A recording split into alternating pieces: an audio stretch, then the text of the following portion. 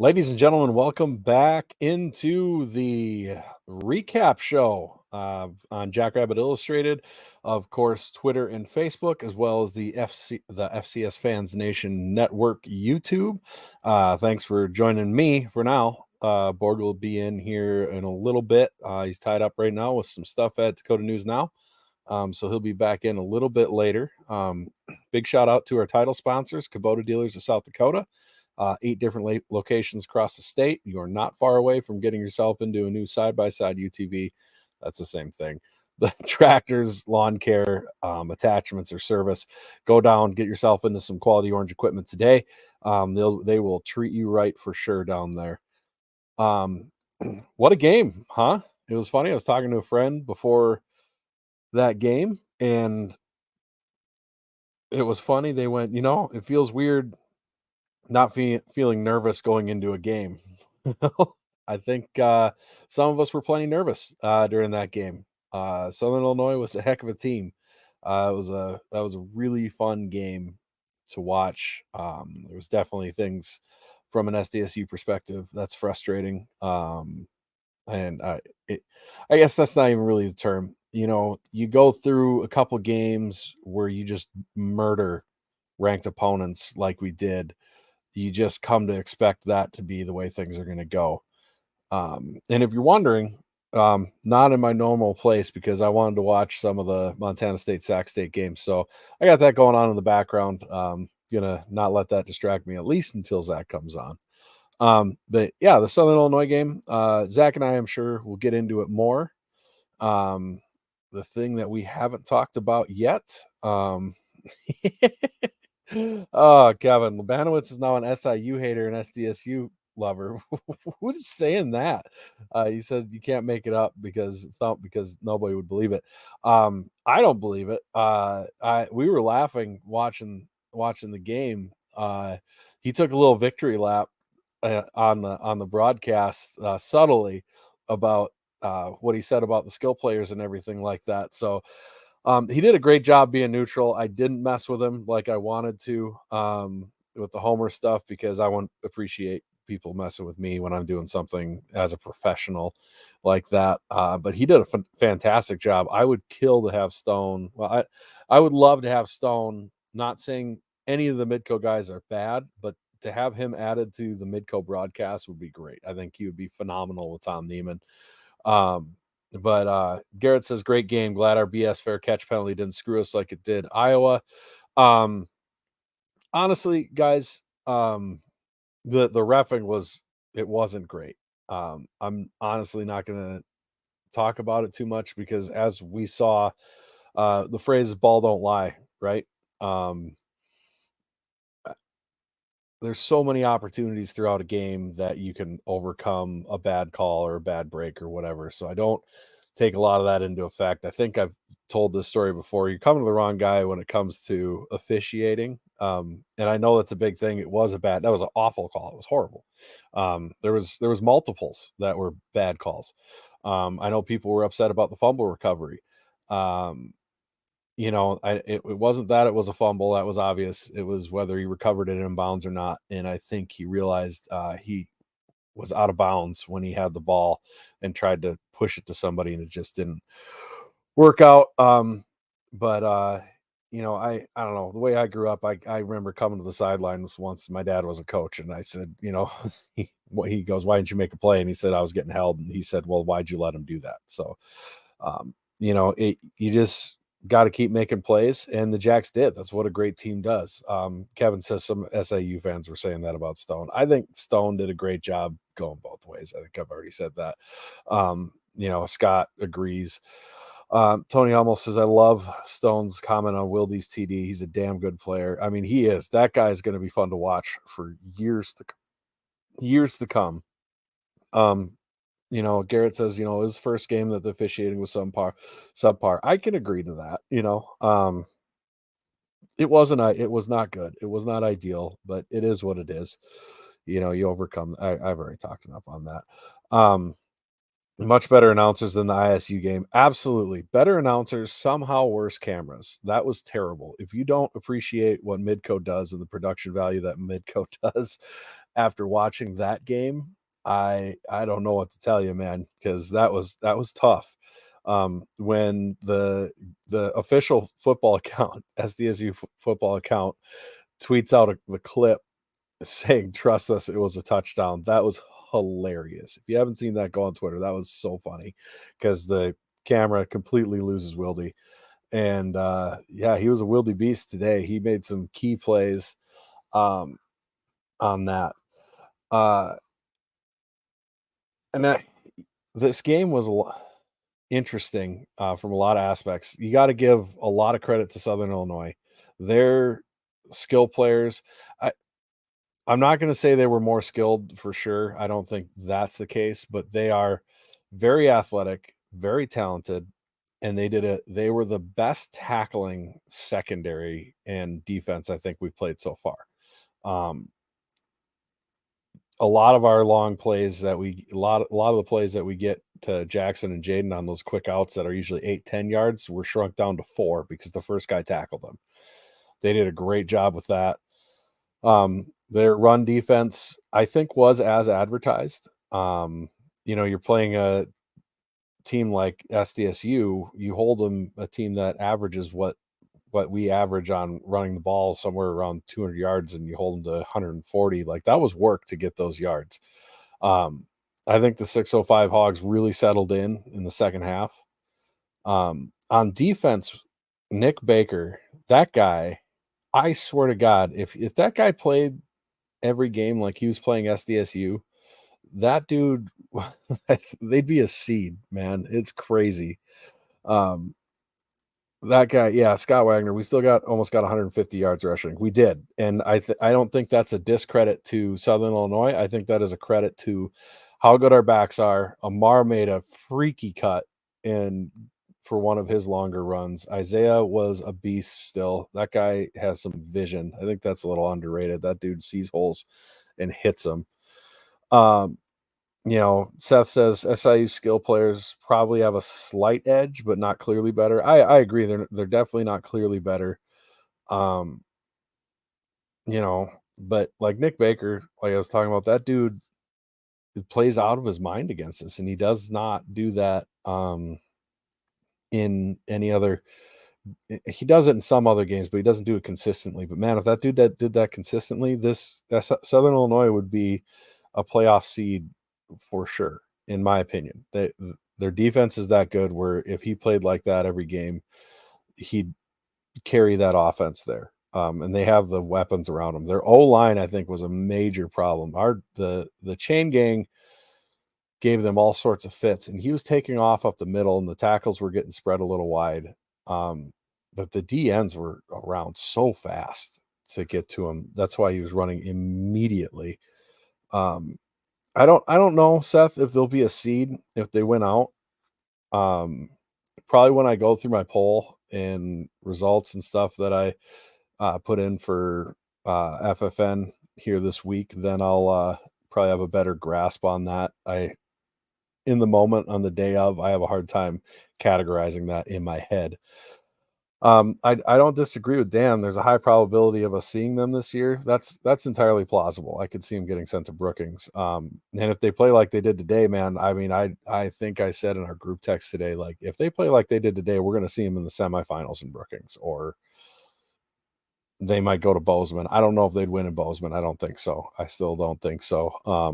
But they got quite the tough run there. They'll beat USD and NDSU if they win out.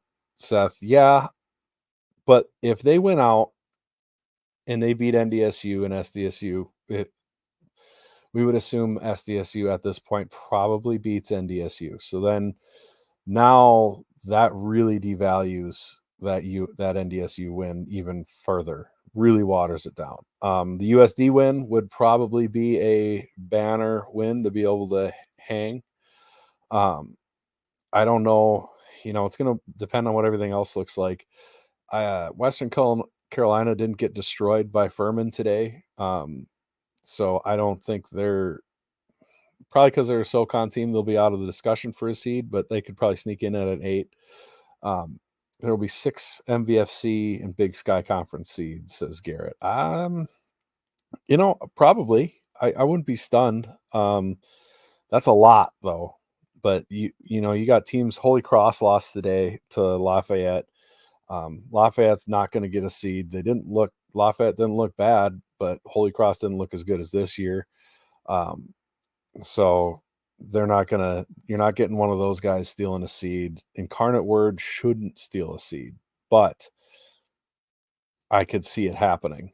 Um, they should have lost to McNeese today, who has no wins, and they pulled it out at the end. But I think the committee will look at it and go, well, they didn't have their starting quarterback and all that stuff, because they do take those things into account. And I think they'll give them grace because of that. And even though I don't think they should, I think that's just what the committee's going to do. Um, it's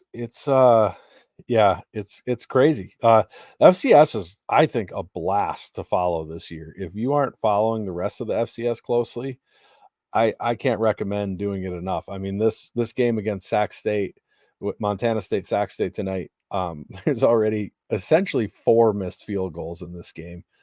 Um, and it's a lot of fun to watch. I've enjoyed watching games all across country this year. Big upsets. I mean, that's what college football is about. Big upsets, big games. There's been big matchups all over the place in conference play, upsets all over the place. I mean, that's what makes it fun. So really, really enjoying that so far. Speaking of kicking, Hunter Dustman, I think, is not going to get credit in this game. Somebody was in my Twitter mentions. I don't know. I don't remember your name, who you were. It's fine. You do that. Brian Thompson still doesn't like it. He's got some making up to do in your book. I get it. But man, yes, he missed the field goal. He missed a 47-yard field goal, if I remember correctly.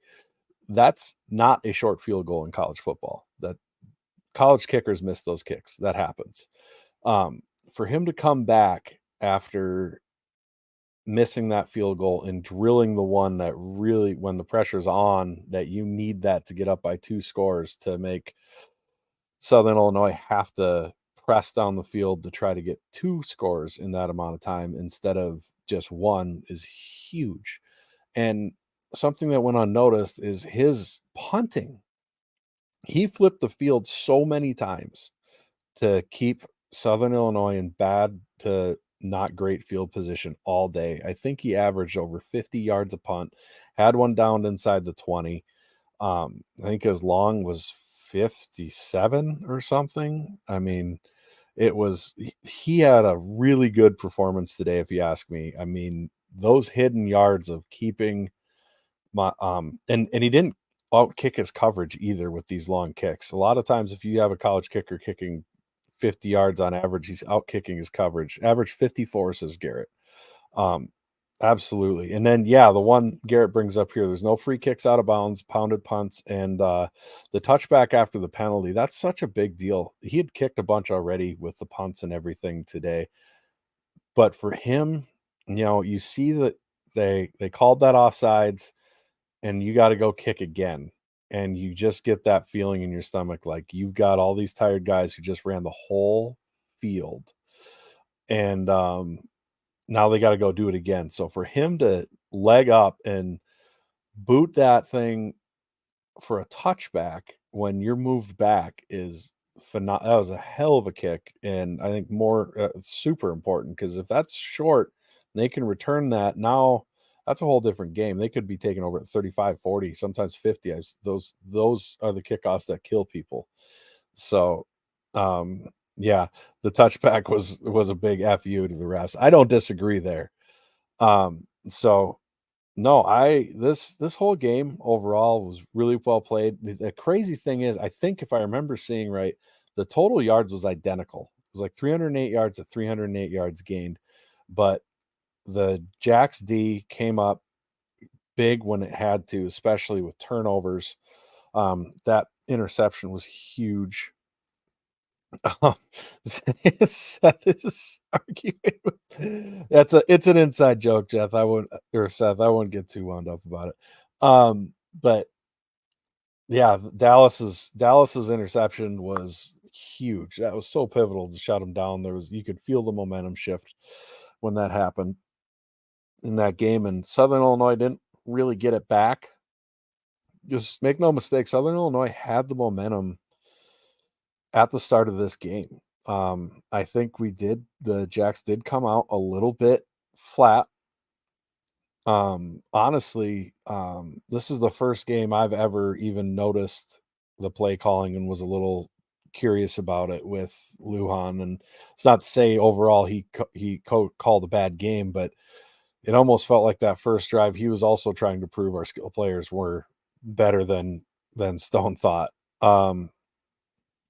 So yeah, shutting them out for no points on the first drive was huge. And that whole, like Sean Marlette says, that a third of the yards came on the first drive and equaling no points is huge. And it is.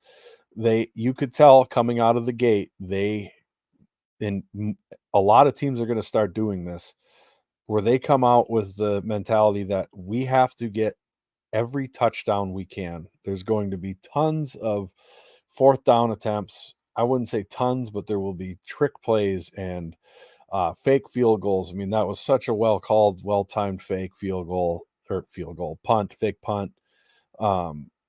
It was they put everything into that drive, and for them to come out with no points was massive. That was such a big deal to shut that down. But then the offense didn't get clicking. It went 3 and out, which it hasn't done to start the game in a while.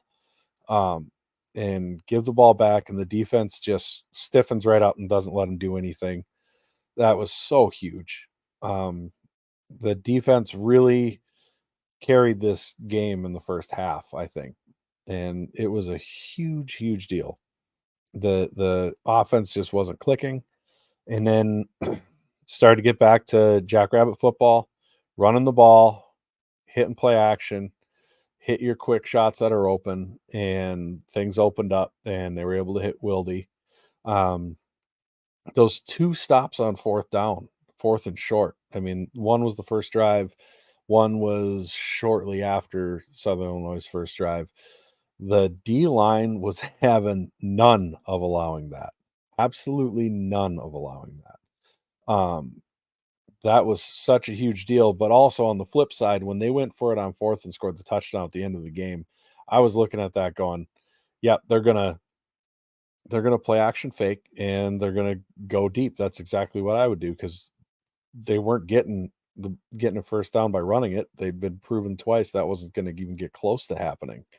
Yeah, I mean, those weren't close plays even on those fourth downs. So that was obvious. But on the flip side, I get it as the defense. They've done it twice. You're looking for that. You don't want to get burned deep like that, but it happens sometimes. 125 penalties. Steve King says 125 penalties hurt a lot. That hurts huge. That is so many extra first downs, so just hidden yardage to make up for the field position that Dustman was getting us back. It's a big deal. Seth Myers' says Chain Gang followed up with their best game last week with another great performance. Absolutely agreed. I do agree. I think they struggled. Like I mentioned earlier, keeping Baker contained in the pocket a little bit, but he was looking for that. He knew he had no time. He would get his one read down and take off a lot of times. I mean, Stone was talking about it all game, about how he knows he doesn't have the time, and he's just seeing that opening and seeing him going, and they were catching us in some man coverages, which is really hard. Best game of the year, I think overall it might have been the best game of the year. But the man of the hour is here with us and has made it. Are you ready to rock, Zach, or you need a minute? He's ready to roll. All right. So here he is, Miss America. No, I'm just kidding. From Dakota News Now, Zach Borg, ladies and gentlemen. Hello, everyone. How we doing tonight? Hanging in there, man. Just hanging in. Man. I got a little darker at your place than normal tonight. I moved into the basement.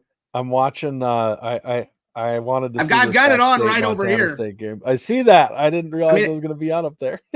I mean, if anybody wants a free feed and doesn't have ESPN2 and kind of squint, just enough. I mean, maybe this might be I could do slightly this, illegal. but we'd get shut down. I mean, I guess this is slightly illegal, but whatever. It's not my Yeah. intent. So, you're getting a free YouTube feed right now. I guess it's only par for the course that they're playing a close game. Although I think we kind of all expected them to be maybe a little closer than normal. Honestly expected Montana State to hammer them. I really did, because Sac State did not look good their last 2 games, and this has been. They're playing inspired. They're doing what Southern Illinois did, and they're coming out playing like they're playing one of the best teams in the country. Well, I mean, if you're not going to play inspired on ESPN2, and I mean, this is probably the first time.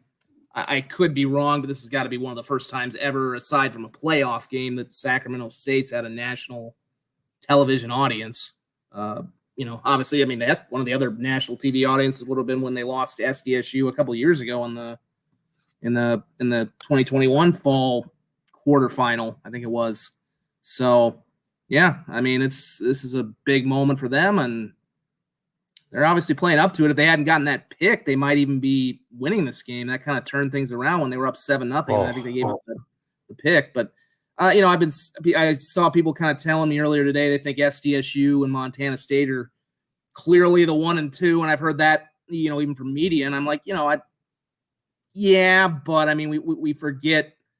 It's easy to forget how close Holy Cross was with it. I mean, Holy Cross by far gave SDSU the toughest game last year in the playoffs. I mean, if Holy Cross maybe doesn't go for a weird, if I'm not mistaken, they went for a field goal at the start of the 4th, which I don't think they should have.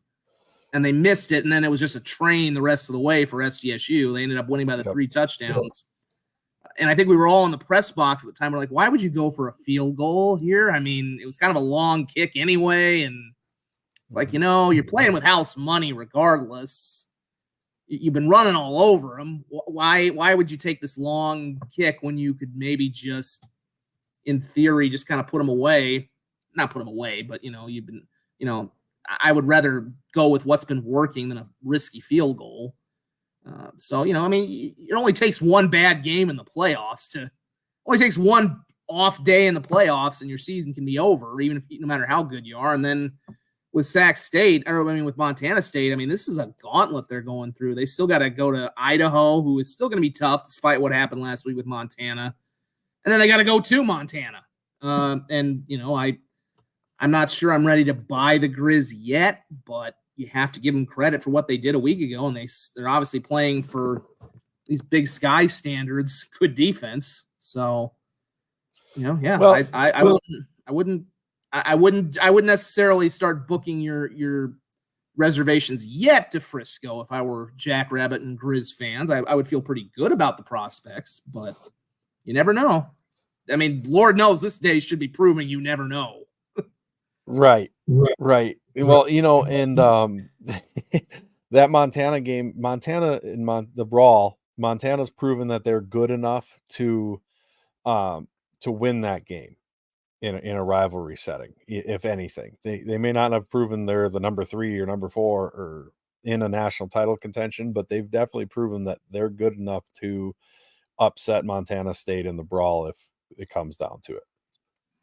Well, and I think I heard Matt Zimmer when I listened to his podcast with Gaskins.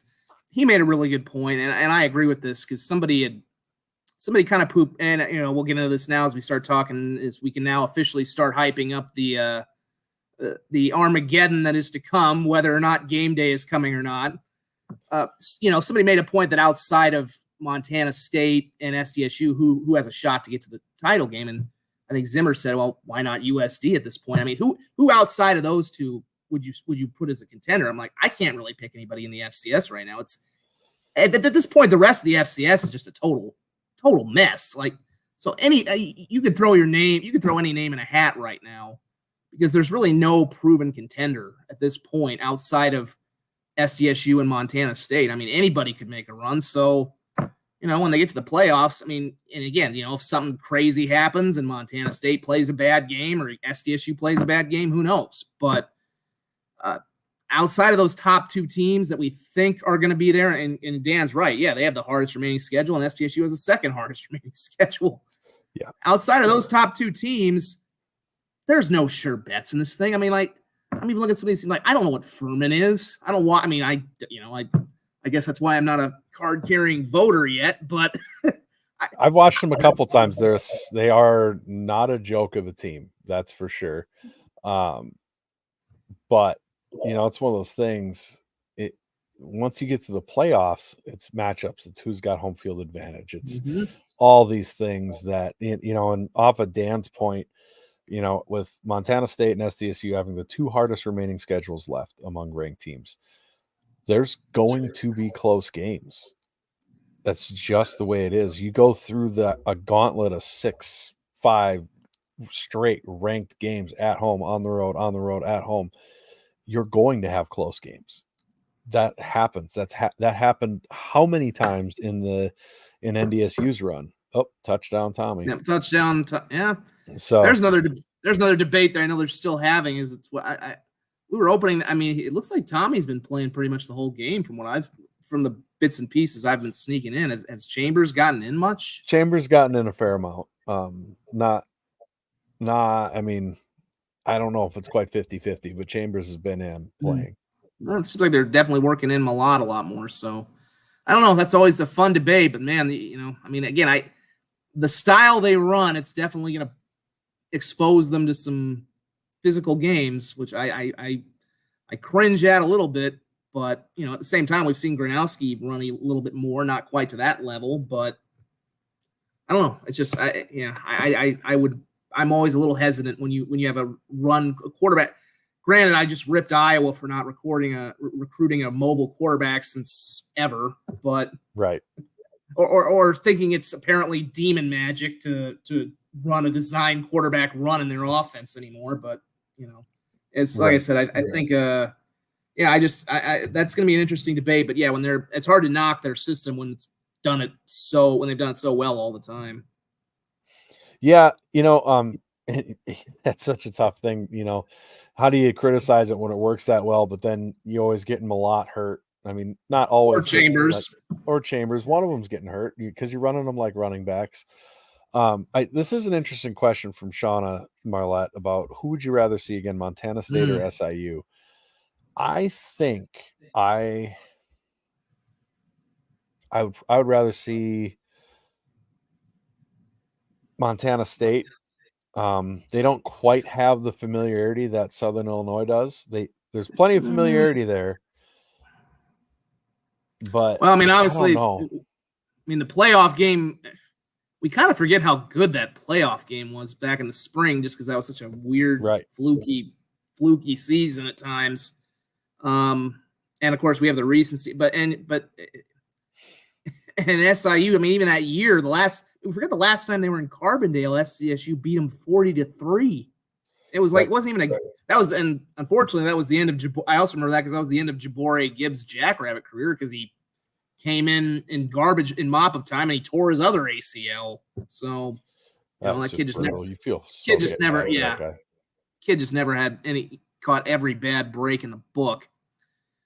I don't know. I still think, I mean, I guess it depends on where you're playing them. If it was the national championship, I'd still probably rather take SIU because I just think Montana State's pretty. I still think Montana State's, they're loaded. Although, how do they keep getting these receivers named Cox? They're brothers. They have an Avante? Okay, yeah. Where do these guys keep coming from? They're related.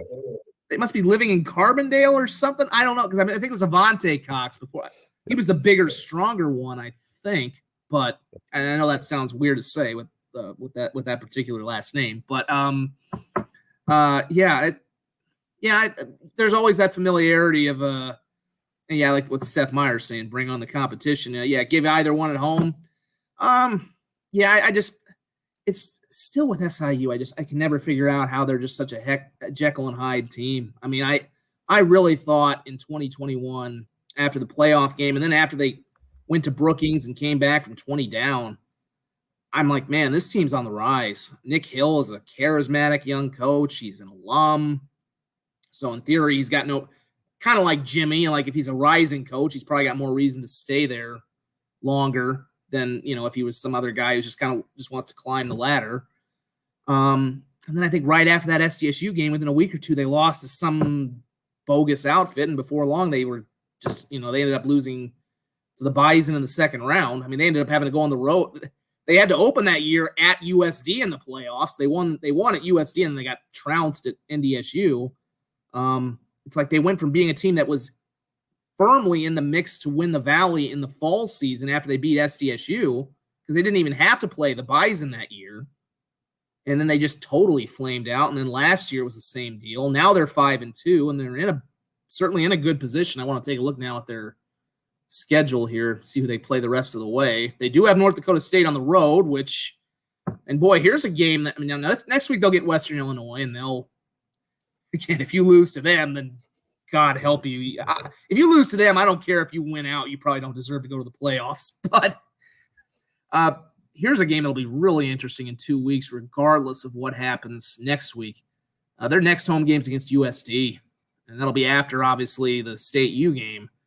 That'll be enormous because, either way, we'll see certainly if USD were to win against SDSU, can they keep their emotional high going? And, can they avoid a letdown? Or if they lose against SDSU, then all of a sudden, then you could be talking about a game for seeding at that point, because, it's, still, if SDSU, that's the nice thing about next week is whoever loses that game, they're still very much in the conversation to get a lower seed, I think, at like an 8 or a 7. Probably, if SDSU were to lose, they're probably still in the mix for a 4 or 5, quite frankly. If USD loses, they're probably in a 7, 8, maybe even a 6 range. But yeah, that game in Carbondale in 2 weeks will be huge for USD and for SIU. But yeah, they still have, they have Western Illinois and Indiana State, so those are 2 more wins for them. That gets them to 7. That gets them to 7-2, and then they got USD and at NDSU. They have to at least get one of those 2. They have to at least split with the Coyotes and Bison.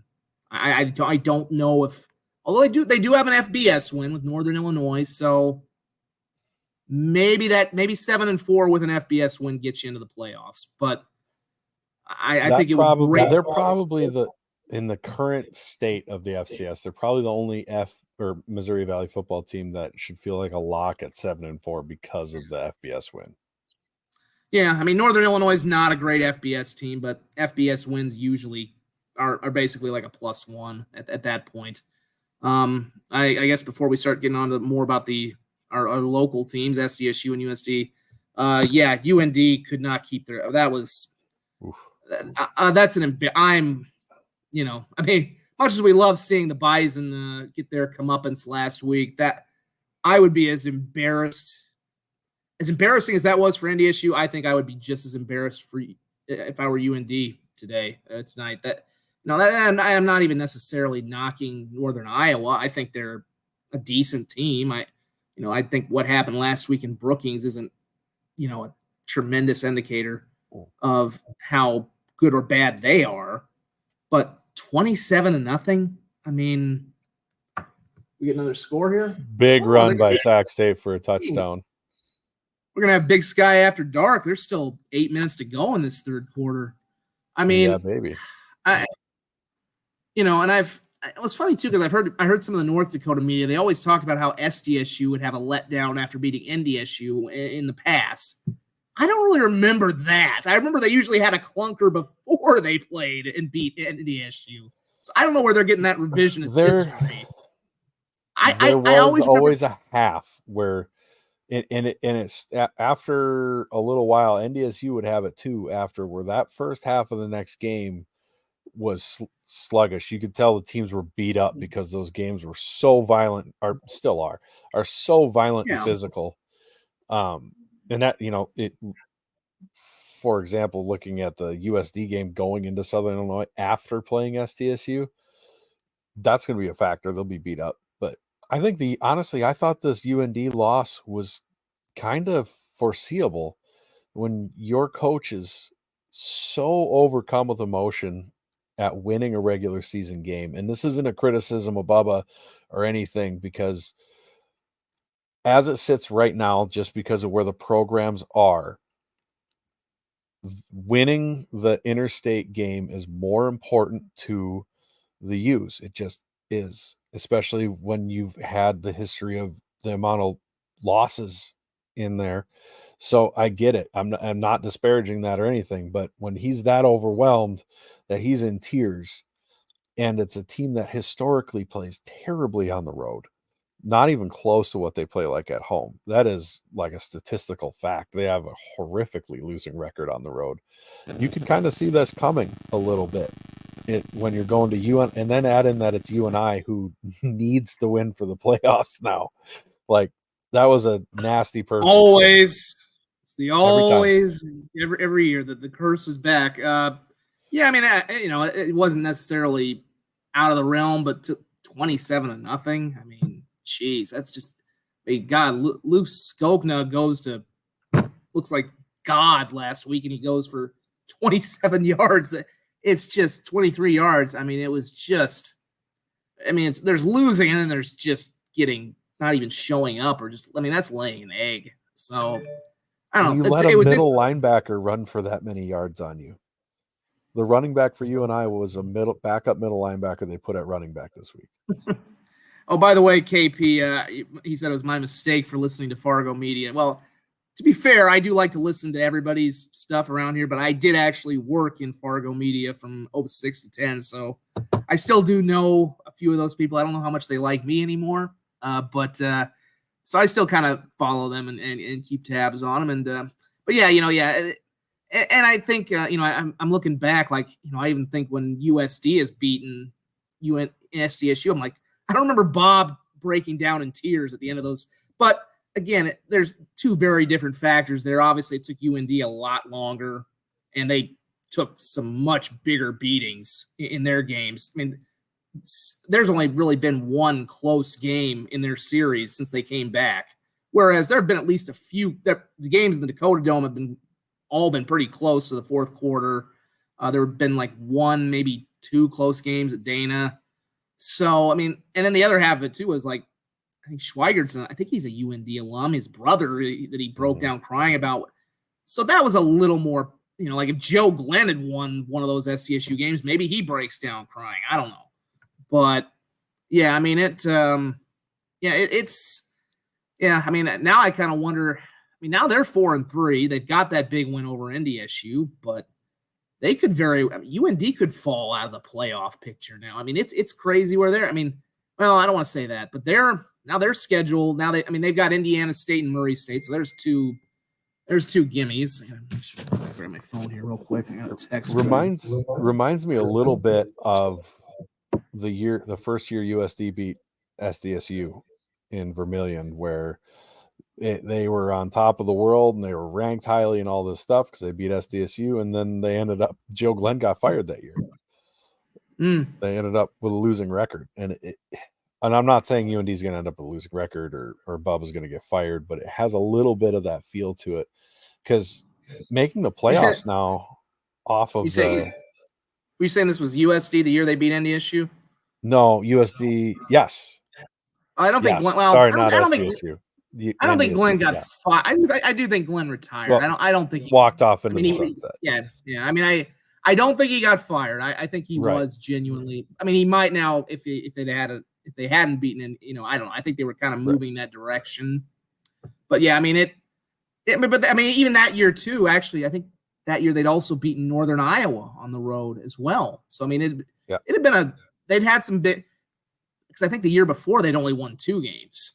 So I mean, for them to go 5, and I mean that was going from 2 wins to 5 and 6, and narrowly missing out on the playoffs with a couple of games where they would have maybe turned it around was big. But yeah, I mean UND. It's not like UND hasn't been a playoff team. They've been either in or close the last couple of years. You just they want to be a team that's in the conversation for being a ranked team, being a seeded team. Of course, they won the Big Sky one of those years they left, and they were a seeded team. But to be in the conversation, you got to start beating North Dakota State. That's part of it. But then you also got to take care of business outside, and they did not take care of business. But Sac State recovers a fumble on the kickoff, so it's getting interesting over in Sac Town.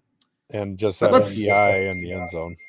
But anyways, let's talk a little more about we've spent a lot of time talking about other teams, and we have not really talked much about South Dakota State and South Dakota, who, oh, by the way, are going to play the biggest game in the FCS next week, whether or not College Game Day is showing up, which I'm kind of surprised.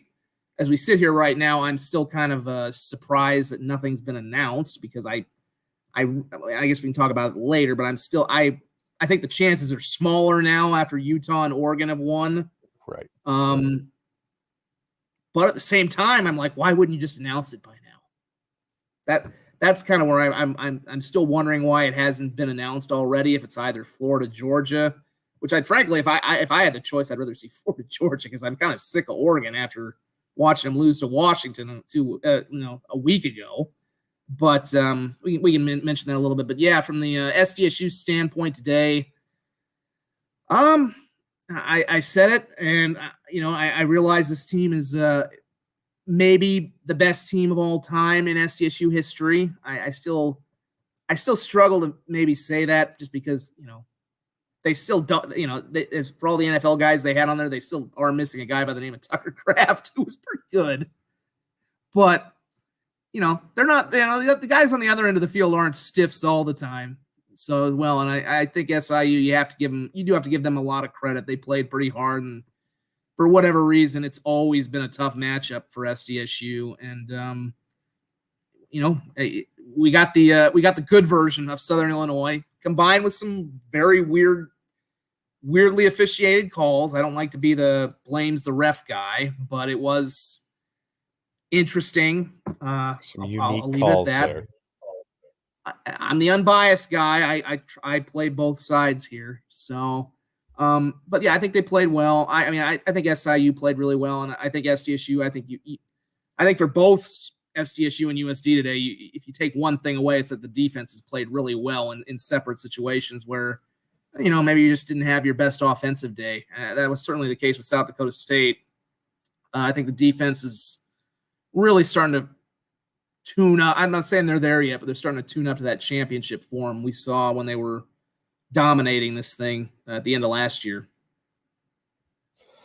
Yeah, we went over it a little bit too at the start before you got here. Yeah, they're tuning up a little bit. You got to give credit to Southern Illinois' defense. I mean, they were no joke. And what I said earlier is they were the best tackling defense that the Jacks have faced so far. Every short pass and all that the Jacks normally will get 5, 6, 10 yards on, the Yankees will turn into 15. They were tackled at 4. And that took a huge element away from the offense. And I think that left the offense a little adrift for a bit. It took Lujan a little longer than normal to get into a rhythm of what he wanted to do. And, defensively, though, the Jacks were rock stars. And I said this earlier, for anybody joining late, I do believe that if Nick Baker would play against everybody else the way he has this axe to grind against SDSU, if he played that way against everybody else, they would be a top 4 seed. I mean, you can't tell me that SEMO was good, or that Youngstown, if he plays like that, is a 33-3 game. You can't tell me that. They probably still lose. Sure, I'll go with that because the rest of the team was flat, but you can't tell me that they lose by that much. That's a tight game. He's a handful when he decides to play like that. And problem is he doesn't. So like you said, we got the good SIU, and the good SIU is good. Well, I don't know that they have as many weapons as they did a couple of years ago. I remember they had a really good running back. I think the last time we saw, I'll have to look it up. His name escapes me. Like I said, they've always had either Avante or Deon. I got to give the parents of them credit for rhyming the names there, Avante and Deontay. But I remember they had a really good. Like I said, the team they had 2 years ago, I still don't understand how that team flamed out so much. But Baker 20 of 24, 225. Now the one pick, I'll get the highlights up that we had. We had some good highlights, by the way, from our Carbondale affiliate. Not nearly as many as I expected, because there just wasn't that many. It wasn't exactly a game for highlights when it's 17-10, but it was a very good and also pretty good hostile. I wouldn't say it's not as hostile as it could be next week, although I'm expecting there's going to be a decent amount of blue in that. I'll be very curious to see what the crowd, because I know a lot of SDSU fans I heard were buying seats for that when people in Vermilion were still a little on the fence about, well, what is USD right now? But now that USD is good, has been, especially after USD has beat NDSU, I would imagine anybody who was on the fence is probably, I mean, so we'll see how much blue is in there. I would imagine, put it like this, there was a lot of blue in 2021 when we know what happened at the end of that game. I would expect it will maybe be like that again. I don't know if there will be more than in 2021, but either way, I don't know if this was necessarily a hostile atmosphere, but there was a lot of people there, so it had to have, there certainly could have been some crowd noise effect out there. It wasn't playing in front of nothing or nobody, or it wasn't a quiet atmosphere, which I think sometimes can be, tougher. Yes, I think sometimes you have to create your own momentum in some of those places. I mean, I talk about Indiana State. God, I mean, when you don't have a visitor's bench behind you, it's very weird. So, I think it was a all in all good win. I didn't realize until the very end that Stone was on the call of that game. So, I don't know. That was did he actually say the talent, there was better talent on SIU? Big time. He made the hype video over that. He said it on our podcast. Well, he's gonna be a little bit of a homer toward the place he went. I mean, come on, folks. It's like I'm gonna stump a little bit for CSU whenever CSU is playing. So no, I mean, God, I've heard that SDSU could have anywhere from 10 guys on 10 future NFL players right now on this roster. I mean, if call me when SIU has 10 future NFL players on its roster. I don't think Nick Baker's decent. Nick Baker's not going to the NFL. I don't know. I wonder if Avante Cox actually, as good as the Cox brothers have been, I don't know if Avante is playing on a roster, if he's in a practice squad right now. I don't know.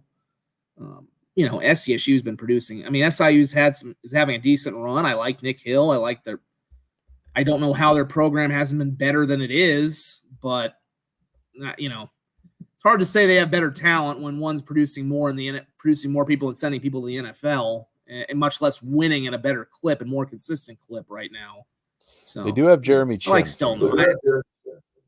Oh yeah, that's a was he undrafted? He was drafted, I think, right? He was drafted. I believe so. Okay, yeah, he was drafted. Yeah, now that is a very notable exception. And yeah, I mean, to one extent too, you always would kind of figure, now logically you would think that if you're based in Illinois, where you have a larger population and you're in the more fertile recruiting ground, well, you would think that, yeah, there should be more talent around you, but it doesn't mean you're going to be getting all of it. I mean, SDSU is very active in Illinois. I mean, Mark Gronowski was from Illinois. Why didn't he go to Southern Illinois? Why didn't he go to Illinois State?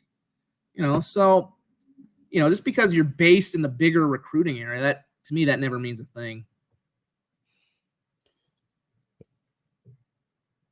But yeah, I guess Isaiah Davis, and I know this was brought up too, the 605 Hogs. They kind of thought people had a bit of a rough day. I think I heard that a little bit on the broadcasts, both broadcasts, radio and the TV broadcasts. I mean, it wasn't, which we're not used to with them. I mean, I think it's of line.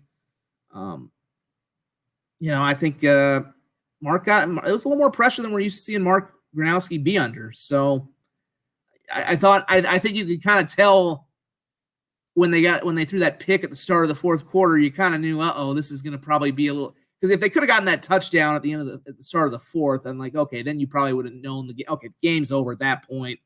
You kind of knew then that, SIU is probably going to take this and go down and we're going to have a ball game here to the end. But still, I mean, like I said, other guys on the other end aren't stiffs. You're not going to always have your best game.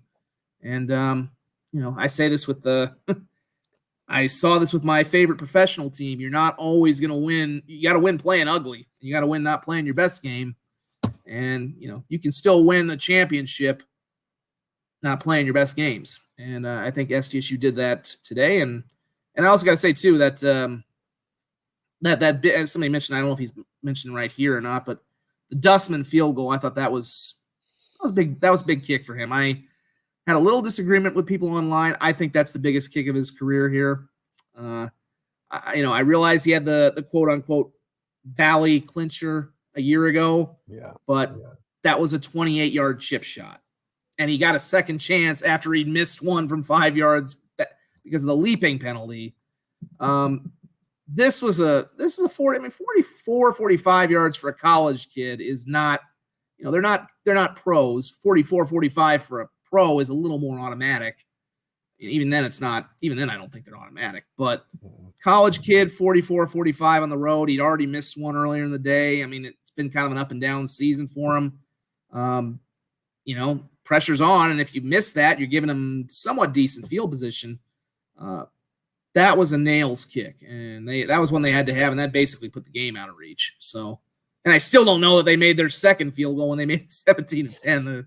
The camera work in that game, as a cameraman myself, although I've never run a whole lot of TV broadcast cameras in a live game. It was that was something. I mean, that game that was an experience to be had. I mean, again, I say this for folks watching, and I will never say bad words on any broadcast about any other media competitors, but you should be very thankful for what you have here with Midco and the way they run broadcasts, because anytime you see these ESPN3 broadcasts from these other locations, that's what obviously ESPN3 picks up Midco when if you're outside of here. The Midco production is just, it's an actual production. You can see it from some of these other places when you watch the ESPN3. I mean, I tuned in to try and watch a little bit of, just for craps and giggles, I wanted to watch a little of Drake at San Diego,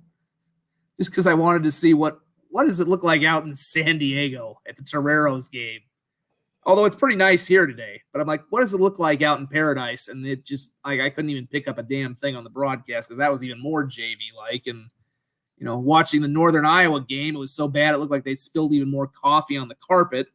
So the broadcast quality is just so great on Midco, and then you see it on everything else, and you're like, that's why I try so hard to get stuff from our affiliates, because along with the fact we can post it on the web and show it to everybody here and then repost it on YouTube and then it's there forever.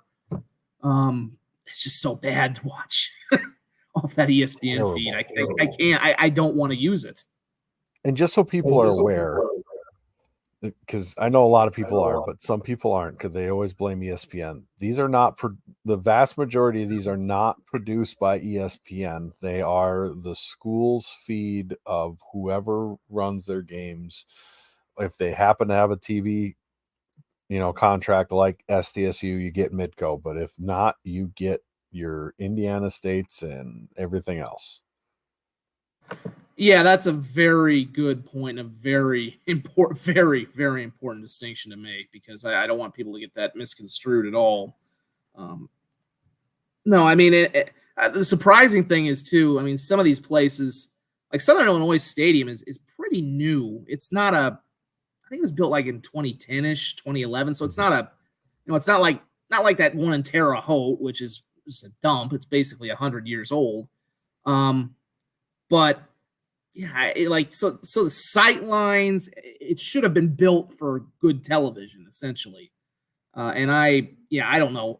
Yeah, those are probably just kids who weren't really known, are just learning, and so you have to cut them a little slack. But again, that's what happens when these, Southern Illinois, Northern Illinois, Indiana, Illinois State, they're not, obviously nobody's really paying them as much attention as you would at the University of Illinois or whatever. And yeah, I think Western Illinois' production is interesting. They actually do seem to have a production, but it's got its ups and its downs. I'll put it like that. It's got its ups and its downs, especially in they're heading off to the OVC. So, and they're still winless, although AJ Coons caught the only touchdown today at North Dakota State. So, former Jackrabbit, that's got to be I'm glad he's playing, but man, it's got to be rough going from the national champs to the just the facilities difference. Well, but hopefully they'll find some success in the OVC. Maybe. I mean, I kind of expected them to maybe even fold the program. So hopefully they'll find something there. But Somebody asked me, I heard from Dan, as a sportscaster, how much am I loving the matchup on Saturday? Give me all the hype, everything. I want it all.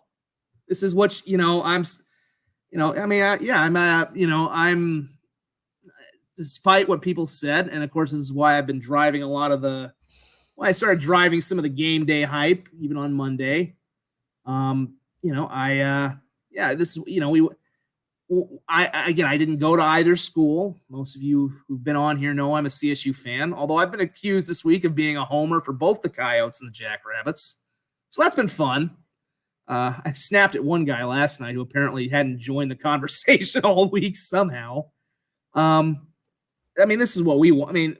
My ideal thing would be to have this game played in Frisco in a couple months. I would love that personally. I know you wouldn't, but I would rather have the best thing. Best experience I had. One of my best experiences was having the Summit League Championship when we had the Super Tuesday with State and U playing the women's and men's basketball championships back in I think that was 2018. Two of the more entertaining games I ever saw. I don't know if this game will live up to that. I could see if I had to pick right now, I'd say SDSU wins by like 10-14. This is I would. You want to have maximum interest in the game as a sportscaster, and you want to have maximum eyeballs in the game. And if two programs are good, you're going to have two sets of eyeballs on it. If one program sucks and knows they're going to get beat by 100, they're probably not going to show up. So it definitely drives the conversation. It's the biggest rivalry still is the biggest rivalry in the state. Obviously, is it bigger? Has NDSU and SDSU matched it and exceeded it? Probably, maybe. Yes, I'm. If USD can maintain a level of being a top 10 team for the next decade, then we'll see. But in terms of, is it the biggest rivalry of in-state rivalry? Is it bigger than anything else we have in-state? There's no question. But when these teams are good together at the same time, it definitely stirs up the memories of what the game used to mean in the Division II era. And it's just, like I said, it's more fun. It would be, and like I said, I would rather, I'd rather not have to share with North Dakota State. I would rather all the glory be in these boundaries rather than with somebody else. So, but yeah, no, I do think SDSU NDSU right now is the bigger rivalry. It's certainly the more nationally relevant rivalry. And you had a generation that lost this game because of all the politicking and whatnot. Like, I've got a question I kind of want to ask. I kind of want to ask Jimmy about it here at the press conference this week. I'm like, I wonder how those guys who didn't play it feel about this. They obviously heard from Stig and the alums who played in the D2 era what the game meant. They're seeing kids now play meaningful games in this series, maybe not quite at the same level. It's going to be different than it used to be, but I think playing games that matter. There's nothing like playing rivalry games that matter, and that's a pretty special thing. And this could be whatever the score ends up being, whatever happens. I think it'll be a special atmosphere, and that's whether or not College Game Day comes. For me, if USD wants to have the rivalry matter, because this is a big game. I have the excitement for a big game as a Jackrabbit fan. I have the excitement for the big game. The USD aspect, to be honest, isn't as exciting to me as NDSU. When you were playing when we play NDSU for the marker, you want to win that game more than anything else because that team is good. And they're damn good. And if you beat them, it means something. When we traditionally, not this year, but for the last majority of USD's existence since 1989, that game meant more in the D2 days because we were mediocre as well. It just is what it is. But in FCS, that game doesn't mean anything besides it being embarrassing to lose to them. Is that being a dick? Sure. But it goes the same way up north too, because UND and USD have not been good programs. And when you are a top 10 team, I mean, SDS, the marker game has something like 5 or 6, and of all teams, NDSU is going to break this streak, which is wild. But it has like 6 games in a row where it was a top 10 matchup. That's absurd. So that game seriously matters, and that is what you are amped up for. The USD and UND just haven't been on that level.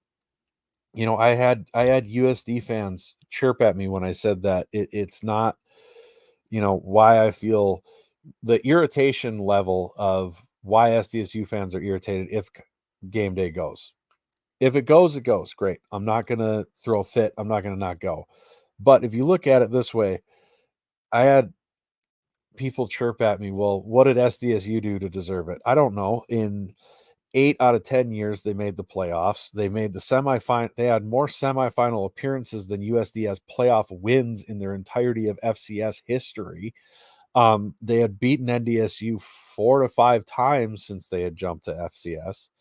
They were top 10 ranked multiple times over that stretch. They had multiple games where they brought in at least 18,000 fans for the game against NDSU. And they were sellouts, but the other pet peeve SDSU fans have with USD is they blatantly lie about their attendance, and it shouldn't matter, but it does.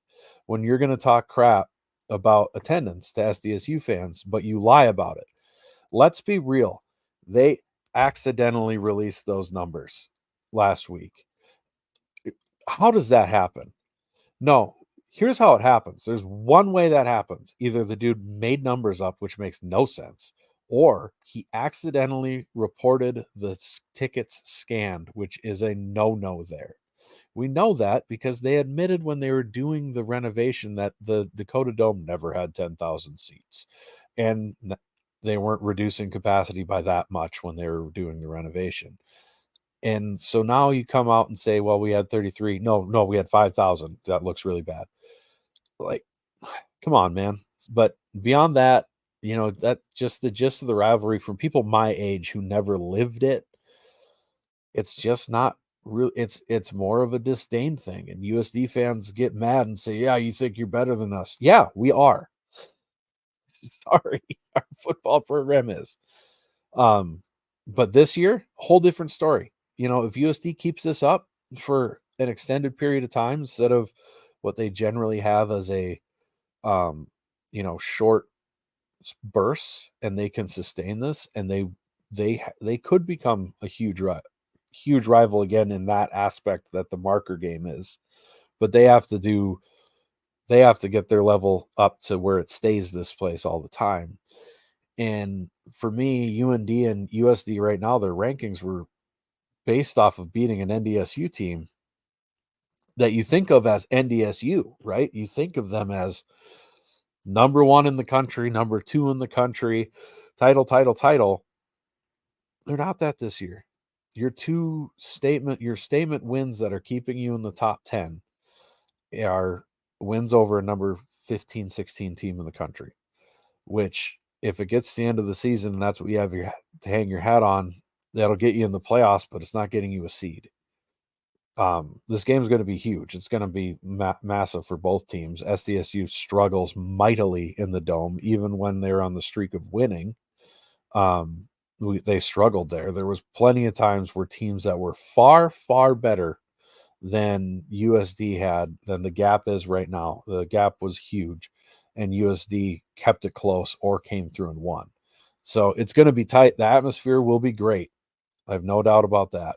If game day comes down, it's going to be wild and out of control for sure. I know if it goes down there will be a huge push to try to make it such a blue crowd that Jackrabbit fans get to say hear Reese Davis or Pat McAfee or Kirk Herbstreit say, you might not know it, but we're actually in Vermilion, not Brookings. Like, that's going to be the goal. I'm sure of it. But I just had to get that off my chest a little bit because I had some people, I had a USD fan try to dunk on me. Well, the year before you had 3,000 fans at a playoff game. Okay, sure. Fine. Let's go with that. But let's go with the average attendance that was bigger than what your stadium can hold. I mean, yeah. No, I mean, on that playoff game point, I'm pretty sure when they hosted their first playoff game, I think it was over Thanksgiving in 21, they didn't have a very big crowd. The playoff attendance has been an issue across the country. No, I think those are some valid points. And of course, again, you guys are coming at it from a fan's perspective. Exactly. I understand their feelings. I understand your feelings. Every fan of every team has those feelings, especially when you transfer them to an in-state rival. Lord knows I've had those feelings about my team, vis-a-vis when I'm against Colorado. So, I think when I look back, I think the other elephant in the room with the SDSU, USD, and you can also transfer it up to North Dakota is the fact that the split you had between them in the Division I, Division II thing. The fact that they didn't all go together. I mean, that was acrimonious between the two schools. Whatever there's a lot of bad feelings there, even in the administration. Both sides, yeah. Both, and again, I think it was worse up in Fargo. I think it was worse in North Dakota. And I think part of the reason was that, like you said, for the most part in Division II, neither South Dakota program was ever really great. USD kind of had a moment in the 80s when they were contending, but obviously up in North Dakota, they were winning national titles. UND and NDSU were contenders for national titles for quite a bit of the era. So, I think they really did kind of, even though you have that hate for each other, they did look at them as well. We kind of need each other to succeed. And for whatever reason, for reasons they had for whatever the reasons, one side said, no, we don't want to do this. We're not going with you. And, it was viewed as a betrayal, and I think those feelings still persist to an extent today. I think I think it was more bitter up north. And because I think, again, the fact USD came back into the Summit League in the Valley relatively quickly, although that had a little more to do with UND still having the Fighting Sioux nickname, being a weight around their neck. But I think the one thing about North Dakotans never let anything go. But I think one thing we talk about the rivalry being such a meaningful thing now about the top 10 streak is it wasn't always that. I mean, I remember from 06 to 10. I mean, I remember this thing was kind of derided at the start of it. When I got in Fargo in 2006, I was like, this is not a rivalry because, again, NDSU had been so great. SDSU hadn't been much. But, Jimmy Rogers, ironically enough, the era he played in, they were the ones who built this thing into something. It became a rivalry because it's all they had. They really had nothing else to play for in those transition years. And I know they won the first one in 04 here, which was an upset. The first one where it really, I think I can really pinpoint the first marker game where it really turned. And it was 06 when NDSU was unbeaten. Steve Walker, they came here. 07, my bad. Yeah, 07, yep. My bad. That was I was there. Getting next. I came down from Fargo to Coughlin alumni. They had NDSU that year had beaten Minnesota in the Metrodome. They had actually beaten Central Michigan, a Central Michigan team that had, oh, by the way, Antonio Brown and I believe J.J. Watt on that team, and they caned them. And then SDSU beat them, and they ruined a perfect season for the Bison that year. NDSU, and they won the old Great West title. Nobody really cares about that, but that was kind of the first year where you're like, man, this is actually a thing. This is, this meant a lot. And I heard the stories of like Jackrabbits players drinking shots out of the base of the trophy. I mean, so this became a big thing because I think it really was. It became the substitute for the rivalry they lost. And along the way, NDSU became the dominant power, but SDSU lagged. I mean, there was an 8-game losing streak from 10 to 15, including the playoffs. There was the long losing streak where SDSU similar, but not to the same level because SDSU still was getting back to the playoffs after that brief little lull between 10 and 12. There was still that period where SDSU wasn't all that competitive with them. In 2013, 2013 and 15, those games were bad at Coughlin. I mean, the defense was all right, but they couldn't. So, I mean, that's what it's going to depend on with USD. Can they? And I mentioned that when we started this. Can USD maintain this level of competition? And part of this with the top 10 too. It's not just the NDSU win. As I said when we started everything earlier, you can throw a dart outside of Montana State and NDSU. The FCS is pretty watered down right now. So why not? Who else can you really say is a genuine top 10 team? I think Idaho. I thought Idaho, and then they lose to Montana at home. So there's not, it's the FCS is not the same as it was when you used to have Georgia Southern and App State and all those guys. So there's a little more opportunity for teams to maybe rise up to the higher lengths than there used to be when SDSU and NDSU first broke in to the thing. But yeah, if USD were consistently, I'm not even saying making national title runs or making semifinal runs, if they're consistently good, and that's been part of the problem with them. And they've been to the playoffs. You had 17 and then 21. That's been part of the problem. They just haven't been a playoff team enough. It's not like the opportunity hasn't been there. We've been screaming that in the media at them. It's like, you don't have to be. We're not saying you have to be a semifinal championship team right now. Just get to the playoffs. Be in the middle of the Valley Pack, like SDSU was from about 2012 to 15-ish. Be in the middle of the pack and work your way up and build it up the way we saw with SDSU, and then it'll come. But yeah, if SDSU, there's always going to be it's an in-state game. You're still going to have a lot of South Dakota kids on both sides, and I think that's been another thing that USC's gotten better at. Maybe in no coincidence because they had Josh Davis from the SDSU staff to be their OC. They've gotten a little better, I think, at adding in-state kids. I know they're recruiting a little more in-state now than they were even a few years ago.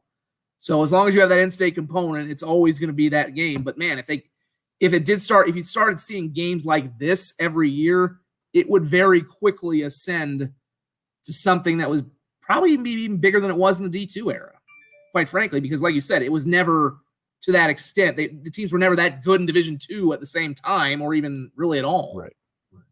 Well, and like you said, the media, you guys want it to be big. You don't have to share. It's all yours. I get that for sure. The USD fans, or even just the U fans in general, want that game to be huge because they miss it. It was, like you said, it was lost when the XDSUs jumped up and they lost that. And I don't think you see the same desire on the XDSU side, the SDSU and NDSU side, because of the animosity that was and lingers still. And then on top of it, it feels like there's a replacement now. Like there is true rivalry hatred with NDSU and SDSU, and it took a while to go. It did.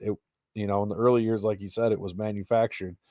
And the thing I find ironic about that is you get a lot of fans calling it that aren't a part of it, when their rivalry is called the Interstate Rivalry, sponsored by Interstate Bank. Now it's like, all right, which one's forced? But that's neither here nor there. It just, from that perspective of like Jackrabbit fans and Homeless Cow fans, we have our rivalry. We don't need you as much as you need us for that entertainment. It is, hey, that could just be me being a Jackrabbit fan and being an ass. That's entirely possible. I don't really look at it. I will say the sponsorship thing to me doesn't make it much of a difference. Iowa, they have the Cyhawk series sponsored by somebody. Right. I don't. That doesn't make a difference to me. Somebody could, if somebody wants to buy the rights to the Dakota Marker series and put up enough money, they're gonna.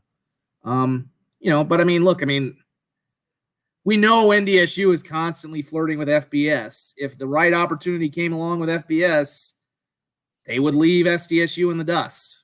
I know. I think it would be realistic for them, and more realistic for them, to either go with SDSU or partner with all the Dakota schools. I think that would make it more realistic for them to actually make an FBS move, because as an outpost, I don't think they make a lot of sense for a conference worth going to. Because, if you're the Mountain West, why would you want to go up to Fargo, North Dakota? I think you'd want to add some places in between that at least make it a little more sensible to be traveling, or maybe set up a divisional setup of some kind in that case. And again, it's kind of set. You're kind of flinging everybody out there if it's just one school in the middle of nowhere, especially if you add all sports into the conference mix. But yeah, I think with the, I just think, this sport, we're getting so far away from rivalries in this college sports now with realignment. And to be fair, some of that even started, back when these teams made the move. And it worked out for these schools. There's no question it did.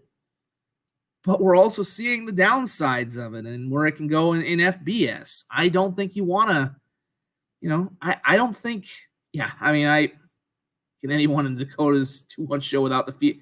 Look, and I'll be on KP. I'm not advocating a move to the FBS, but you can't ignore the possibility, because the FCS is getting watered down. There's no other way around it. It's not so much a matter of, and because of the way realignment is going, there may not be much of the FBS is going to look dramatically different. You might not see an FBS as we know it.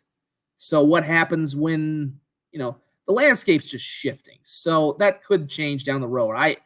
If you've watched our show, and I think a lot of people from the South Dakota State perspective, we're saying don't make this move, until things change. But you have to at least have it be in the conversation of possibility. But like I said, with realignment, we've lost so many good rivalries. I don't think you can have enough. I don't think you can have enough rivalries. And I think one other thing, we even kind of went back and forth about this on Twitter. Can you have two super competitive powerhouse programs in one state like South Dakota? Could you, in theory, have two national championship contender programs in the FCS? Let's say South Dakota built the kind of something similar to what South Dakota State has now. Could you have them at the same time? I think you disagree. I think in the FCS era you can. I think if it were Division II, you could not. But I think in Division I, it's possible. And I think, for me, the big difference with Division I to Division II is, I think I said it on one hand, the recruiting area. Because in Division II, you're limited by basically regionality. You have to essentially stay within your state boundaries. You can't recruit. Right now, SDSU and USD, even though they still recruit a little bit within South Dakota, they go to different areas. We see SDSU going down to Arizona, Illinois. I've seen USD go to Florida. They don't always recruit against each other for the same players. But I think the other thing is, you can have, there were a lot of years in D2 where SDSU would win 7 or 8 games and just get nothing. That's the way it was with D2. You only get it's even now, it's like you get 6 or 7 teams in your region that go to the playoffs, 2 from your conference or whatever it is. It's those pairwise or computer rankings or whatever. We're seeing this with Augustana right now. Like, they got a big win today against Mankato. They still probably have to win 2 of their last 3 games, but if they were to finish like 8-3, they may not make the playoffs. Well, FCS, you go 8-3, you're still getting in the playoffs. So you can still keep building momentum by just making the playoffs and recruiting against that and keep building your program. But in the Division II, you're just hitting a wall, because 8-3, 7-4, sorry, you're going back home and you're not going in the playoffs. You can't build anything. There's no chance of you making a run. Sorry. But meanwhile, maybe, if North Dakota State's going 10-1, they can keep going and they can keep kind of cranking the machine up. So it's like I've said with USD, you can build your program if you just keep getting into the playoffs. I just think FCS, you have a little more opportunity. It's a little more wide open. And you also have, again, bigger budgets, bigger staffs. It's not the same as the Division II era, where you really are butting up against each other a hell of a lot more for a lot less product in terms of recruiting the same region. Yeah, for me, it's not that I don't think it's possible. It's why the hell would I want that? Honestly, That I understand is from a fan perspective. That I understand. like, and even from an athletic department perspective, yeah, it's a big game. But from an SDSU athletic department perspective, you're finally at the point where you're selling out your games. Why do I want something to shine as big of a light on USD as College Game Day would? That will, let's be honest, both fan bases are fighting over the Sioux Falls fan base. That is the area that is most important to win for both of those fan bases. And SDSU is starting to. There was a long time where it felt like the Sioux Falls businesses and everything didn't want to teeter one way or the other. You know, you walked into Shields, same size area for both of them. When Let's be honest, they had a lot more NDSU stuff at times too. Let's be honest. You know, and now you're finally the point where they have the size of the USD one and added it to the SDSU one. You're selling out the stadium. The dollars are starting to roll in from your alumni. Why do you want to add that? It's not that it's not possible, but why would you want? And I get the competition aspect. The competition with NDSU has gotten SDSU to where it is. It absolutely did. That's undeniable. That's what SDSU chasing that is what made it. But I don't know if you want that in your backyard, you know, and make it that much harder on yourself.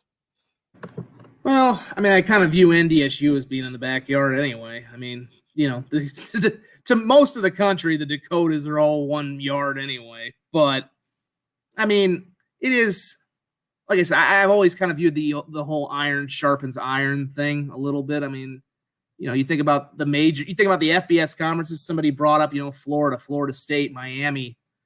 I mean, obviously those are much bigger areas with bigger places to draw from. But yeah, and as we've heard Jimmy say, scared money don't make money. I mean, I just think with SDSU, they've got so much established right now. I think it would take something, unless there's some kind of scandal or, you know, a coach, you know, we've seen with NDSU. I mean, they've had a lot of coaches leave. Transfer portal could happen. Right. That transfer portal will eventually hit them at some point. I'm bracing people. SDSU fans need to brace. There's going to come a year. It could even come after this year. I thought maybe it was going to happen last year after guys got their rings. You know, there will come a year where a lot of people will leave in the transfer portal. It's just going to happen. That's going to happen. But SDSU's got such a good base. A lot of the sponsors we see, like the First Premier Bank cards and all those guys, they sponsor both schools. I mean, a lot of these are investments that it's not hard for these people to sponsor both of these schools. They're usually pretty quote unquote good investments because you're sponsoring higher education and all that yip yap and all good stuff. But I think it's just the iron sharpening iron thing. I mean, obviously we saw. And again, we know this conference is difficult, which adds another layer to it. You know, it's a gauntlet to run through. I don't know if it's quite as tough as it used to be in some places, but you know, I also say look at some of the weaker conferences in the FCS.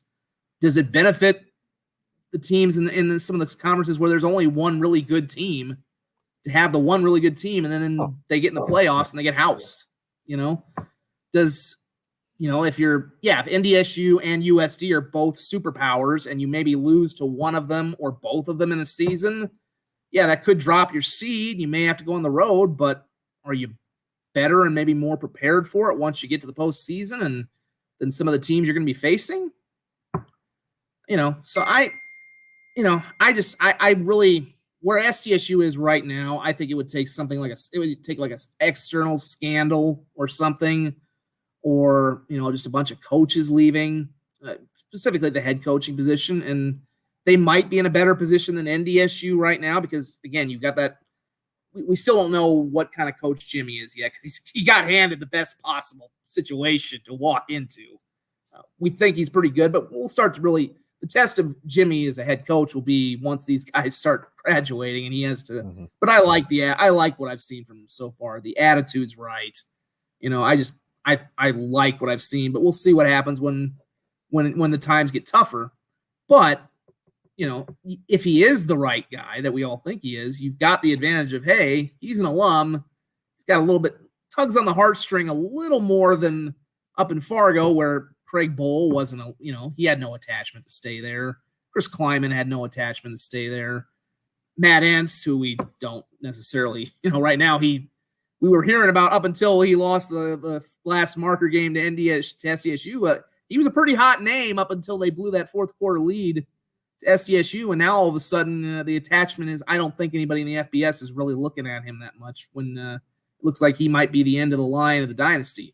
I mean, that's kind of what we saw with them. We've talked about it a lot as well. How long can this thing go? Eventually, somebody's going to have to – eventually it has to fall off at some point. If you can keep a good head coach around long enough, you can do that. So I think – I just don't – I think SDSU will get challenged if USD is really good, but as long as they keep their apparatus in place, I guess the other factor would be maybe if whenever Justin Sell moves on. I think that's probably the other. I think that's the other sight unseen thing that we've never really talked about with SDSU and how good the athletic department has been. He's huge. He's everything. Name the worst hire he's probably ever made, and would be maybe with the volleyball program. That I think is the one before the current head coach. The volleyball program kind of went off the rails after they made an NCAA tournament, but other than that, every other program in the athletic department is pretty well succeeded. Baseball's in a little bit of a lull, but that's going to be a tough one to succeed anyway. Facilities are booming. They're going to probably have a new soccer stadium within a few years. That's one thing I would worry about with USD is I thought Herbster was a very good athletic director for them. And that was a revolving door when he was promoted full time, and he got a lot of facilities built up there, and he got I know I've heard a lot of fun being made of the Dakota Dome, and a lot of it's justified, but the renovation they did on that one end is really good. And I've been underneath and seen like the new locker rooms, the player amenities. That's good stuff. It's like the stuff that the fans can't see it. Those were good renovations. So he got a lot of stuff done there. I don't know, we'll see if the next AD can do that, because that was a revolving door before he got there. That's not an easy one to replace. I thought he could have gone on and maybe had a shot to get I thought that with Justin too. I thought if he wants, Montana State has opened this thing up. They're killing him. So I thought Justin to me has been the invisible hand in this whole thing. He's been the constant, every head coaching hire he's made has been in any sport has been pretty much a good one. And so if he leaves, then I would really start to maybe be a little more worried about the continuity. But and for game day, I think would it give USD a bump? Sure. But boy, if game day is, here's the thing, hosting game day is the biggest deal. Being on game day, sure, great. You know who else has been on game day before? Incarnate Word and Delaware State. That's not they tend to focus on where they are, which is fine. And again, I've said, hey, you know what? Good for them if it goes there. It's gonna bother me because it's 100% on the shoulders of not only what SDSU did in FCS, but just going to FCS. Like, this would have never happened if it wasn't for NDSU and SDSU going up. And that's just in a fan soul thing. It doesn't really matter. But the NDSU fans had the same thing, and they probably had a right. I get that SDSU had more playoff appearances and had more success, but their logic would have been, well, you should have waited another. Granted, the next year was no one knew the pandemic was coming next year, but their logic has been you should come in 2020 when it's back. Game day, when it comes to the FCS, it's just a matter of circumstance. They can't plan this thing in advance because it is first and foremost a TV show. going. I mean, it's partially going for ratings, but they have to. They're always going to follow the big level, the big boy level, and their first priority is, well, what's the compelling matchup in the top 25? And if there is no super compelling top 25 matchup, then they're willing to go off the beaten path and do something different. When NDSU got it the first time, I think that was 2013, it was right after they had beaten Kansas State. And they were the talk of the college football world. And I also pretty sure there wasn't a big FBS game that week. It helped. I don't remember the second time. I'm not sure what the whole situation was there. I think they beat Iowa State that year too. Maybe it was Carson Wentz year. I don't know. But I mean, the SDSU year, when it came here in 2019, it wouldn't have come here if Wisconsin doesn't get upset the night before. Yep. I mean, it was literally, I've talked with people at SDSU. They're like, we didn't really think it was going to happen. And then all of a sudden Wisconsin loses the night before and they pivoted at the last. That's why I've said right now, and just for people who are, this will probably wrap up here in a few minutes, because although this is like I said, we've got a lot of topics. Yeah. And although I'm not sure how long I'll go next week, because full disclosure, my dad's actually coming. Oh, I'm not taking I'm not actually taking the day off next week. I'll be taking the Sunday off, but I'm not taking the State U game off, but I'm taking him.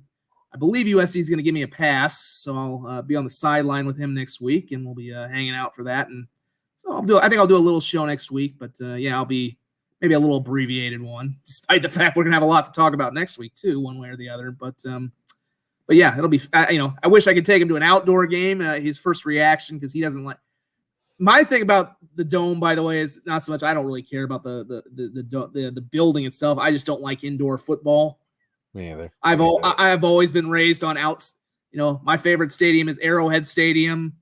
I've always been raised on outside. I would never want to go to and I like going to the Vikings Stadium now. That's a beautiful building, but I just don't like retractable roofs or domes or all that. So that's I feel the same way about the Fargo Dome, the Alaris Center, all those. It's no knock on that's not me knocking anything personal with USD. I just don't like indoor stadiums. So that's his reaction too. He's like, damn, I'd rather go to an outside game. But I'm like, well, you're kind of missing out, because unfortunately right now it is kind of a good time to be going to an outside game at SDSU. But although next week, if it's 30 or 35, we might be reassessing that. But I mean, I think with the game day thing, it's always a matter of circumstance, and you can't look the gift horse in the mouth. You can't kick the can down the road and say, well, they should come next year. They should come. You just can't assume the situations are going to be the same. And one of the chief reasons when I started that thread on Monday, and I of course I led right away with the reasons I thought it wouldn't come. One of the chief reasons I said was they let go of one of their chief producers. His name was Lee Fitting. Lee Fitting went to JMU. Yep. And he was the I don't remember his title, but he was instrumental in a lot of the times they went to the smaller schools. Like he had a big relationship with NDSU. He was kind of the one of their big point men, and I think they laid off a lot of other. I mean, we know it's no secret. ESPN, Disney, that company's been having a lot of problems, so they're laying off a lot of people right now. And that's one thing I've kind of been getting in the feedback. Some of the feedback I've been getting is, look. And that's why I'm even a little surprised that it actually is made the cut. Some of the thought I had heard was that they may not even be in position to go to a smaller place like this and handle the setup. Just, it might be easier for them to just go to these places they've been, the bigger cities, the bigger places where it's easier to already have it set up and just do it like that. Because obviously they know the score. They probably don't need as much crew when they've been to these places before in these bigger cities, stuff like that. Obviously Vermillion, it's a little tougher to get to. Same with Brookings. There's more setup probably involved. Although I think if they did it, they would probably do it on that quad in front of the bell tower, same way that we had in Brookings with the Campanile. So, I mean, I hope they don't become more rare now that the company is downsizing. And again, with the way college football is realigning anyway, I don't know. These FCS stops are rare enough, and there may be even fewer of them in the future. So for the SDSU fans who are like, well, we've earned this, we've earned that. You don't know when it's that. I don't know if it's ever going to come back. We didn't think it was going to come in the first place. We got lucky it came we probably got lucky it came the first time. If it's coming to here, to Sioux Falls, to Brookings, if they want to do it in Rapid City with South Dakota State, just don't look the gift horse in the mouth. I know it's not ideal if you're a Jackrabbit fan, but but like I've said all along, just go down there and paint their town blue. And if you're a Coyote fan, I'm sure that, obviously I think the Coyotes will show up. There's a lot of Coyote fans in that southern area around Nebraska and Iowa too. There's no Iowa or Nebraska home games. I think I heard somebody saying, so you could see a little more of them coming out. I think the other important thing to remember too, beyond just the whole going back and forth with the fans and the university, is the two teams have earned this exposure this year, right now, in this moment, right here, right now. SDSU certainly has earned it over the last year and a half plus. Right now, these are two of the best teams in the FCS, and this game has earned a moment. I think it will probably get at least some kind of mention on game day next week, regardless. I'm sure that the way we saw with Montana State, they mentioned Montana State and SDSU when that game was played. Just remember, if it comes here it's good for the teams have at least earned it. At least it gives them a little more national consciousness than they had a week ago.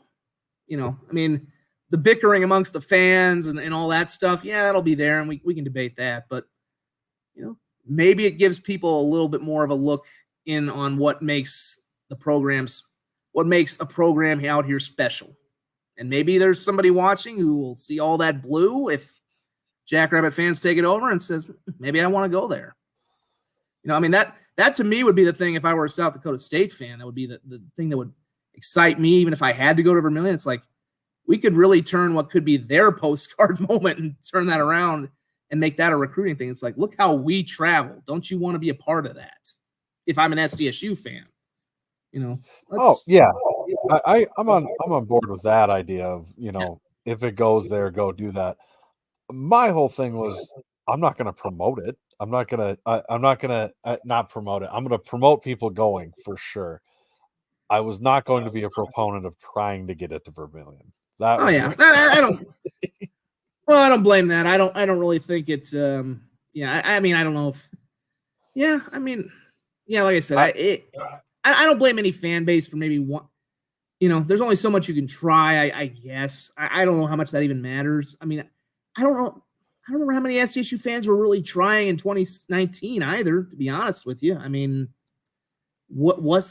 one year, I think in 2017, somebody made a video that actually did get their attention. Somebody made I want to say it wasn't Reese Davis, or maybe it was Fowler, because I think he was hosting it at the time. Mm-hmm. I think he made a response video that, hey, we were aware of this. I remember that. I do remember that, but I don't remember like a coordinated thing. Even though SDSU was really good in 2019, their only loss was that game they should have won against the Gophers. And we knew NDSU was on their consecutive win streak, and their last loss was to SDSU. I don't remember there being like this coordinated, game day could come here. Yeah, it would make a lot of sense. I think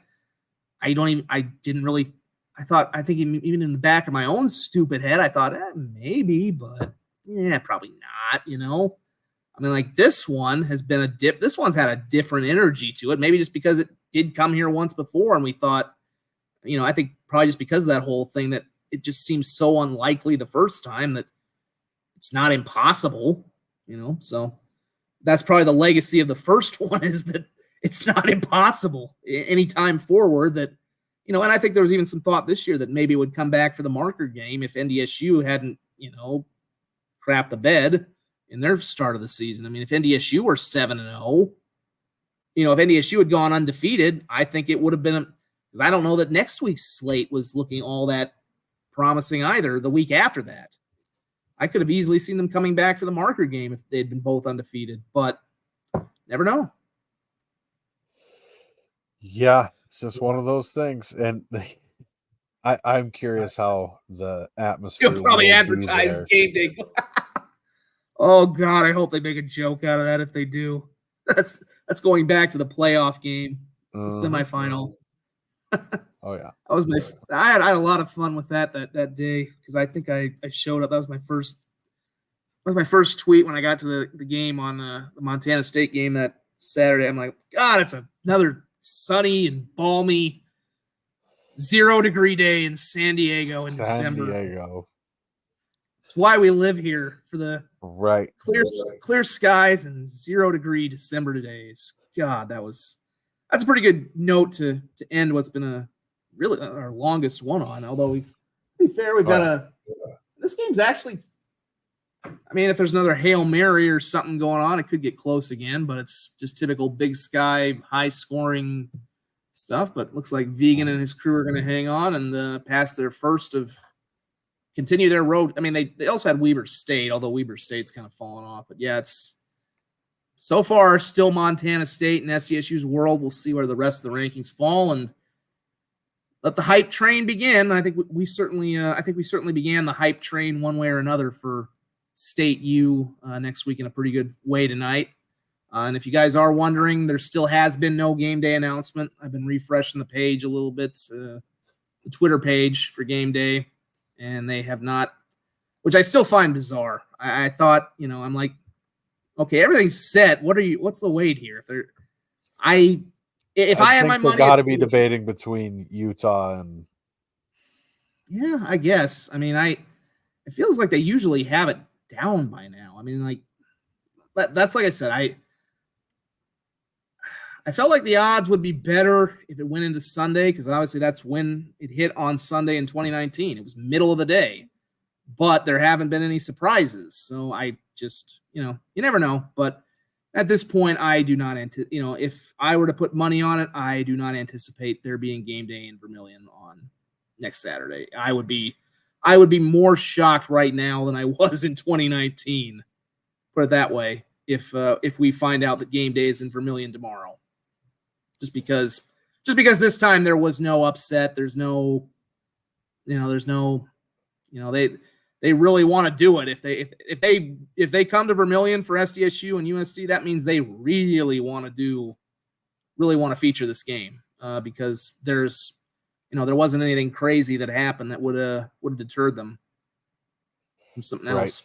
Right.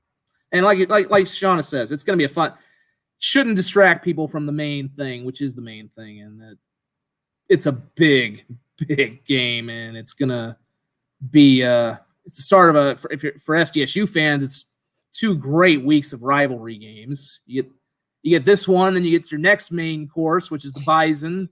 I hate that they're back to back. That's such and it's going to be that way job for by the year. conference. It's 3 years in a row. That's not a mistake. They're doing it on purpose, and they're actively. That is not that is detrimental. There's no way you can convince me it's not. I was going to say, don't they usually although a lot of the times, shouldn't you have your biggest rivalry game at the end of the year? Like Michigan State's, usually either it was, I don't think NDSU, SDSU has been end of the year, but it used to be always either USD and SDSU was at least at the end of the year. I mean, I don't know. You're right. It's a little weird. They're playing them back to back. It's weird that we're ending with games like SDSU and Youngstown or whatever. But either way, we can get with that later. Right. And we're already pretty late after this one. So thanks for joining us on the Jackrabbit postgame show. Fun week ahead. Check out Dakota News Now. We're going to have a lot of coverage leading into the big one, the first big one.